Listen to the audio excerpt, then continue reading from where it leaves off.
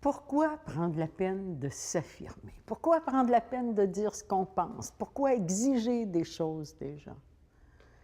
Parce qu'on a une vie et que c'est important qu'elle nous ressemble. On pourrait être chanceux, être entouré de gens tellement gentils que ce qu'ils vont faire va toujours être fin pour nous.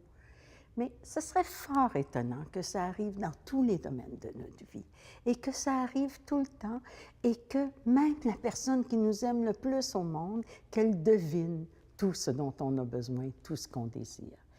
Il y a une espèce d'illusion qu'un jour on va rencontrer un amoureux, un patron, une amie, un père, une mère, un enfant, un frère, une sœur, qui va tellement nous comprendre, qui va tellement nous aimer qu'on n'aura pas besoin d'exprimer ce qu'on veut avec cette personne-là. Ça n'arrivera pas. On risque de vous décevoir.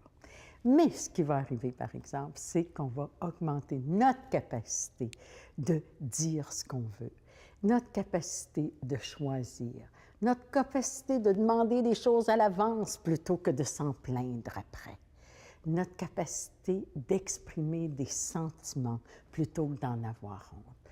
Plus on est dans une relation intime avec quelqu'un, plus on devrait avoir de l'espace pour exprimer ce qu'on ressent, même ce qui n'est pas glorieux.